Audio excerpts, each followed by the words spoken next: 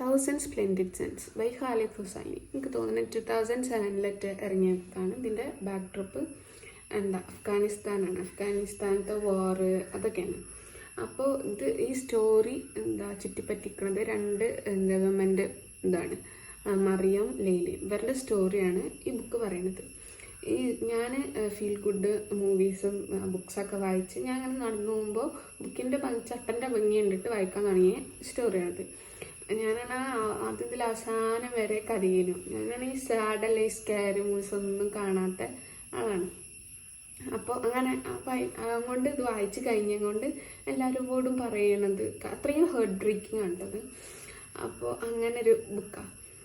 ഈ കുക്കിനെ കുറിച്ച് ഞാൻ വാത്തോരാതെ സംസാരിക്കണം. എൻ്റെ ഇടയിൽ എൻ്റെ ഇക്കാക്കൻ്റെ ഭാര്യനോട് ഇതിനെക്കുറിച്ച് പറഞ്ഞപ്പോൾ ബുക്ക് ഇയാളെ റൈറ്റിംഗ് ഒക്കെ അടിപൊളിയാണ്. പക്ഷേ അഫ്ഗാനിസ്ഥാൻ അല്ലെങ്കിൽ അങ്ങനത്തെ കൺട്രീസ് പറ്റേ ഓട്ടോക്രാറ്റിക്കും അമേരിക്ക പോലത്തെ കൺട്രി ഡെമോക്രാറ്റിക് ആൻഡ് ഫ്രീഡം കിട്ടണ സ്ഥലം ആയിട്ടാണ് പോർട്രേ ചെയ്യുന്നത്.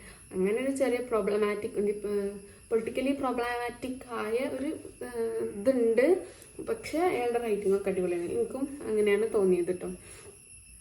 അപ്പോൾ നമ്മൾ വായിക്കാൻ തുടങ്ങുന്നവരാണെങ്കിൽ തുടക്കക്കാർക്ക് വേണ്ടിയ ഒരു ബുക്കല്ല, പക്ഷെ വായിച്ച ഒരു സ്റ്റാൻഡിലെത്തിയവർ എന്തായാലും മസ്റ്റായിട്ട് വായിച്ച് കരയേണ്ടിയ ഒരു ബുക്കാണ് തൗസൻഡ് സ്പ്ലെൻഡിഡ് സൺസ്.